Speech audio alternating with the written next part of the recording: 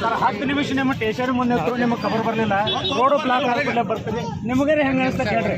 10 ನಿಮಿಷ ನಾವು ಅಲ್ಲಿ ಬಂದು ರೋಡ್ ಬಂದ್ ಮಾಡಿದ್ರೆ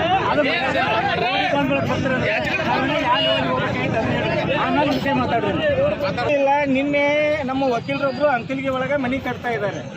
ಆ ಮನೆ ಕಟ್ಟಡ ನಿಮಿತ್ತ ತಟ್ಟೆ ಆಗಿ PDO ಬಂದು ಅದನ್ನೆಲ್ಲ ಚೆಕ್ ಮಾಡಿ ನೀವು ಕಟ್ಟಬಹುದು ಅಂತ ನಮ್ಮ ವಕೀಲರಿಗೆ ಹೇಳಿ ಹೋದಾಗ ಪಂಚಾಯತಿ ಸದಸ್ಯ ಬಂದ ಅದನ್ನ ಹೆಂಗ್ ಕಟ್ತೀರಿ ನೋಡ್ತೀರಿ ಅಂತ ಹೇಳಿ ನಮ್ಮ ವಕೀಲರ ಮೇಲೆ ಮತ್ತು ಅವ್ರ ಮದರ್ ಮೇಲೆ ಹಲ್ಲೆ ಮಾಡಿ ನೀ ಹೆಂಗ್ ಕಟ್ತಿ ನೋಡ್ತಾನೆ ಅಂತ ಹೇಳಿದಾಗ ಅವ್ನ ಮೇಲೆ ಹಲ್ಲೆ ಮಾಡಿ ಇದನ್ನ ಕಟ್ಟಕ್ ಬಿಡಂಗಿಲ್ಲ ಅಂತ ಹೇಳಿದಾಗ ನಮ್ಮ ವಕೀಲರು 6 ಗಂಟೆಗೆ ಹೋಗಿ PSI ಅಂಕಲ್ಗೆ ಅವ್ರ ಮುಂದೆ ಕೂತು ಕಂಪ್ಲೇಂಟ್ ಬರ್ಕೊಡೋಣ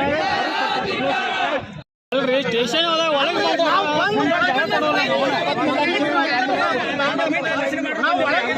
ಪ್ರತಿಭಟನೆ ಮಾಡಿವಿ, ನೀವು ಕೆಳಗೆ ಬರಲಿಲ್ಲ, ಅದಕ್ಕೆ ರೋಡ್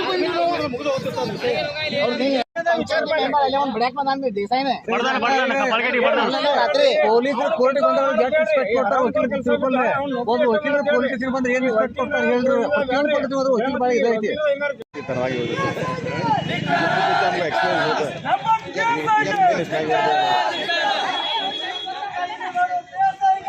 ದಿವಸ ಸಾಯಂಕಾಲ ಮಲ್ಲಾಪುರದಲ್ಲಿ ದೇಸಾಯಿ ಅಂತ ವಕೀಲರು ಒಂದು ಪರ್ಮಿಷನ್ ಮ್ಯಾಗ ಮನೆ ಕಟ್ತಾ ಇದ್ರು. PDO ಪರ್ಮಿಷನು ಕೊಟ್ಟಾರಂತ ಹೇಳಿದ್ರು. ಆದರೆ ಪಂಚಾಯತಿ ಸದಸ್ಯರೊಬ್ಬರು ಬಂದು ಅವ್ರ ಮ್ಯಾಗ ಇಲ್ಲ ಇಲ್ಲಿ ಕಟ್ಟಂಗಿಲ್ಲ ಅಂತೇಳಿ ಅವ್ರ ಮ್ಯಾಗ ಹಲ್ಲೆ ಮಾಡಕ್ಕೆ ಹೋದ್ರು. ಆಮೇಲೆ ಅವ್ರ ತಾಯಿಯವರಿಗೆ ಸೀರಿಯಸ್ ಇತ್ತು, ಅವ್ರ ತಾಯಿಯವ್ರ ಮ್ಯಾಗೂ ಹಲ್ಲೆ ಮಾಡಕ್ಕೆ ಹೋದ್ರು. ಆ ಸಂದರ್ಭದೊಳಗೆ ವಕೀಲರು ಅದಕ್ಕೆ ಅಡ್ಡಗಟ್ಟಿದ್ದಕ್ಕೆ ವಕೀಲರ ಮ್ಯಾಗ ವಕೀಲರು ಬಡದ ನಂತರ ಅವ್ರ ಅಂಕಲಿಗೆ ಪೊಲೀಸ್ ಸ್ಟೇಷನ್ಗೆ ಕಂಪ್ಲೇಂಟ್ ಕೊಡಕ್ಕೆ ಹೋದ್ರು. ಅಂಕಲಿಗೆ ಪೊಲೀಸ್ ಸ್ಟೇಷನ್ ಕಂಪ್ಲೇಂಟ್ ಕೊಡಕ್ಕೆ ಹೋದ್ರೆ ಪೊಲೀಸರು ಕಂಪ್ಲೇಂಟ್ ತೊಗೊಳ್ಳಿಲ್ಲ, PSI ಅವರು ತೊಗೊಳ್ಳಿಲ್ಲ. ಆದ್ರೆ ಅಷ್ಟರೊಳಗೆ ಏನಾಯ್ತು ಅಂತಂದ್ರೆ ಆ ಪಂಚಾಯತಿ ಸದಸ್ಯ ಪೊಲೀಸ್ ಸ್ಟೇಷನ್ಗೆ ಬಂದ ಅವ್ರ ಮೇಲೆ ಮತ್ತೆ ಮ್ಯಾನ್ ಹ್ಯಾಂಡ್ಲಿಂಗ್ ಮಾಡಿದ. ಅಷ್ಟು ಮಾಡಿದ್ರು ಸಹಿತ ಪೊಲೀಸರು ಯಾವುದೇ ಕಂಪ್ಲೇಂಟ್ ತೊಗೊಳ್ಳಾರ್ಕ ಅಲ್ಲಿ ವಕೀಲರು ಇದ್ದವ್ರು ಇಲ್ಲ ನಾವು ವಕೀಲರ ನಮ್ಮ್ಯಾಗ ಹಿಂಗ್ಯಾಕೆ ಆಗ್ತೈತೆ ಅಂತಂದ್ರೆ ಅವಾಚ್ಯ ಶಬ್ದದಿಂದ ಅವರು ಮಾತಾಡಿದ, ಪಂಚಾಯತ್ ಸದಸ್ಯರು ಮಾತಾಡಿದ್ರು. ಆದರೆ ಅಲ್ಲಿವರೆಗೆ ಯಾವುದೋ ಕ್ರಮ ಕೈಗೊಳ್ಳೋರ್ಕ ನಾವೆಲ್ಲ ನ್ಯಾಯವಾದಿಗಳು ಕುಡಿಕರಿದು ಒಬ್ಬ ವಕೀಲರಿಗೇ ಈ ರೀತಿ ಆದರೆ ಇನ್ನು ಅಲ್ಲಿ ಸಾಮಾನ್ಯ ಜನರ ಪರಿಸ್ಥಿತಿ ಏನಿರ್ಬೋದು? ಆ ಕಾರಣಕ್ಕಾಗಿ ನಾವು PSI ಅವ್ರ ಮೇಲೆ ಕ್ರಮ ಕೈಗೊಳ್ರಿ ಅಂತೇಳಿ ಈಗ ಎಲ್ಲರೂ ಕೂಡಿ ನಾವು ನ್ಯಾಯಾಲಯದ ಕಾರ್ಯಕಲಾಪದಿಂದ ಹೊರ ಉಳಿದು ಇಲ್ಲಿ ಧರಣಿ ಮಾಡ್ತಾ ಇದ್ದೀವಿ. DSP ಸಾಹೇಬರು ಹೇಳ್ತಾರ ನಮ್ಗೆ ಸಮಯ ಕೊಡ್ರಿ, PSI ಇಲ್ಲಿ ಕರೆಸ್ತು ಮಾತಾಡ್ತು. ಸಮಯ ಕೊಡೋದು ಅಂತಂದ್ರೆ ಅವ್ರು PSI ಇರ್ತಾರೆ, ಗುರುತಿ ಸಮಯ ಕೊಡೋ ಅವಶ್ಯಕತೆ ಇಲ್ಲ. ಅವ್ರು ಕರ್ಸ್ಕೊಡ್ರಿ, ಇಮಿಡಿಯೇಟ್ ಕರ್ಸ್ಕೊಂಡು ನೀವು ಏನು ಕ್ರಮ ಕೈಗೊಳ್ರಿ, ನಮ್ಮ ಕಂಪ್ಲೇಂಟ್ ರಿಜಿಸ್ಟರ್ ಮಾಡ್ರೆ ನಮ್ದು ಏನು ಪ್ರಾಬ್ಲಮ್ ಇಲ್ಲ. ನಮ್ಮ ಕಚೇರಿಗೆ ಬರ್ರಿ, ಕೂತು ಮಾತಾಡೋ. ಕಚೇರಿಗೆ ಕುಂತು ಮಾತಾಡಕ್ಕೆ ನಾವು ಬಂದಿಲ್ಲ, ನಾವು ಹೋರಾಟ ಮಾಡಕ್ಕೆ ಬಂದಿವಿ. ಕಚೇರಿಗೆ ಬರ್ದಾರೆ ನೇರವಾಗಿ 4 ಮಂದಿ ಹೋಗ್ತಿದ್ದು ನಿಮ್ಮಲ್ಲಿ ಹಿಂಗೆ ಆಗೈತೆ ಅಂತ ಹೇಳ್ತು ಪದೇ ಇದಾದ ಹೇಳಿದಾಗ ನಾವು ಹೋಗಿ ಕುಂತು ಮಾತಾಡೋ ಅವಶ್ಯಕತೆ ಇಲ್ಲ.